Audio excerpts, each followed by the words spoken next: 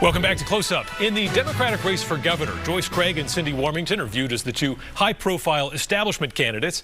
But there's an outsider looking to break into the conversation with some unique ideas about how to address the state's top policy problem, housing. John Kuiper is our guest this morning on Close Up. John, thanks for being here. Hey, thanks for having me. So tell us a little bit about who you are and why you're running for governor. So I have lived basically my whole life in New Hampshire, grew up in Stratham, graduated from Exeter High School in 2001. And I went to study in Australia, came back, and after working in a lot of restaurants, opened up my own restaurant in 2015, Johnny Boston's International in Newmarket. And I got on a lot of boards in town, the ZBA, the town council, and got to this point where I realized that I couldn't affect change from that point, and that I really needed to move up. And I also discovered that, as you know, our state reps are only paid $100 a year. And I discovered I could not financially afford to serve as a rep and drive to Concord 3 or 4 days a week. I also learned that most working class and middle class people could not do that. And 80% of our reps are rich or retired. I also learned that New Hampshire is the only state that does it that way. So part of my campaign is to bring awareness to that situation and ask the people of New Hampshire, you know, is it democracy if most working class and middle class people cannot participate?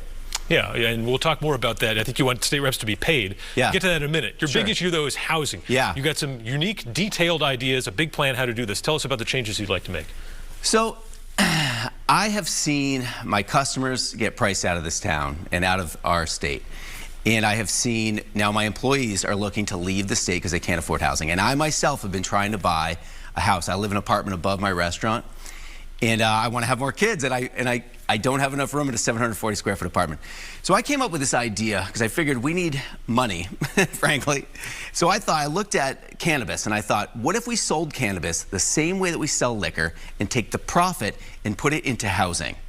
And with that money, not only would I put it into New Hampshire Housing Authority, but also to boost our apprenticeship and our trade programs, and literally have our young people who are training to be carpenters, electricians, plumbers, have them building tiny houses to house our homeless veterans, our disabled folks that are homeless, and families that are on the street. Let's get them off the street and into secure housing. And you were saying earlier that if you don't win, you might have to move yourself. That's it. You know, I'm the only candidate in this race who's in that situation. You know, if the other folks lose, you know, it's not really going to change their lives. But for me, if I don't win this race and if no meaningful change is made on the housing front, I'm priced out, you know, I'm priced out. It's hard to imagine revenue from cannabis alone will be able to tackle this massive problem. What do you think you can get out of that? So I think there's a couple ways we could leverage that money. And I'm guessing it'll be $100 to $200 million. That's my guess, looking at what Maine's revenue has been.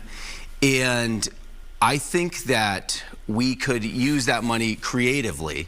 And if you look at, you know, how much money the state has given to the New Hampshire Housing Authority, it's $10 million out of the real estate transfer tax. You know, if we gave them $100 million, you know, I think that would make a difference. And I think there's ways to leverage that money that they know how to do it the best, to get the best bang for our buck. How does cannabis legalization work under a Governor Kuiper? We know Governor Sununu wants franchises. What would you do? So I would basically copy the liquor store model. You know, we'd have to do a little finagling to get it past the feds, you know, with a quasi-public-private partnership. But I think there's a legal framework to do that. And I mean, I just think about the number of people who are driving up from Massachusetts, stopping at the liquor stores to go to northern New Hampshire or Maine to vacation in the summer. And they're stopping at the liquor store, they're spending, you know, hundreds of dollars on their booze. And what if they could buy cannabis too? I mean, that's got to be worth $100 million at 93 and 95 alone. You know, as a business person, as an entrepreneur, I'm always kind of thinking about things from that angle. And I think that's the part that's been missing from the cannabis conversation is, you know, what could we do with this money, which right now is already being spent. It's just leaving the state. You know, so this is sort of free money in a way. One of the big sticking points in Concord has been public consumption. Obviously, cannabis smoke can be quite pungent, offensive to some people.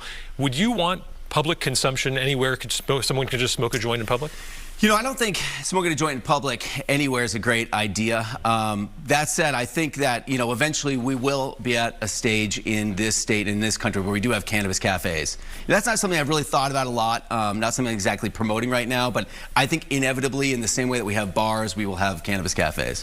The courts and lawmakers have been wrestling for a long time over education funding. You know, as you build your agenda, are you open to the idea of an income or sales tax to try to fund schools? You know, I have thought about this for a long time, obviously, and I think when you look at the way that the state generates revenue, there's about a dozen different ways, you know, from the liquor store to, you know, business taxes, rooms and meals tax, which I collect and pay, a sales tax. I think we have plenty of ways of collecting money right now. You know, we don't need a sales tax or an income tax. We just need to expand those ways.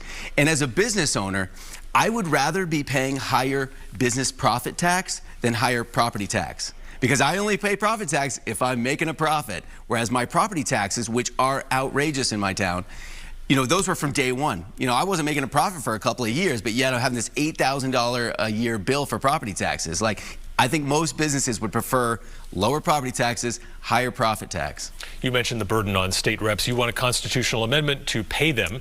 How much do you think they should be making? You know, I would be willing to start with as low as $500 a week, a stipend. Because that would make it so that working class people, you know, if you're a barber or if you're a police officer, a firefighter, you know, people that can work on the weekends, right? You could go up to Concord, you know, Monday, Tuesday, Wednesday, vote on Thursday, and still, you know, do your normal, you know, 30 or 40 hours on the weekend, and then have this extra $500 to just make it work, you know, financially. Especially like stay-at-home mom, you know, that would be great. Stay-at-home mom could get in there and push their agenda about education and their, you know, priorities. So I think that's really important. And I thought of this the other day. We don't actually need a constitutional amendment. What we could do is just change the amount that we pay for the mileage. Right now it's 50 cents a mile. What if we made it, say, $50 a mile, but capped it at $500 a week, you know? I think there's a creative solution that may not require a constitutional amendment. And this has been attempted before, but the problem was in the marketing of it. You know, they didn't get the whole state, they didn't get everyone behind it, and they didn't focus the problem on what it actually is, which is a lack of democracy. You know, when rich people run your state, it's called plutocracy. When elderly people run your state, it's called gerontocracy. You know, but what we have in New Hampshire is simply not democracy. As governor, how would you address the issue of climate change? That's a great question. So I would like to sue ExxonMobil because they knowingly cause climate change. This is very important for people to understand. In the 70s, ExxonMobil hired their own climate scientists who told them that this would happen, that the temperature in the earth would go up, and they used that information to hide that fact. And, you know, we sued Purdue Pharma for poisoning and killing people in New Hampshire, and we could easily sue ExxonMobil under the same type of lawsuit. Obviously, Joyce Craig and Cindy Warmington are out there as the high-profile candidates. Yeah. How do you break that dynamic? You're obviously fundraising a lot more. How do you get into that conversation to where you need to be to compete with them? Well, you know, being on this show is a really big help, so I appreciate you. You know, Joyce Craig and Cindy Warmington are establishment candidates, and what we have seen is that the state of New Hampshire has not elected the people that the Democrats are putting up. You know, we have lost elections, 4 elections in a year, in a row. And you got to ask yourself, why is that?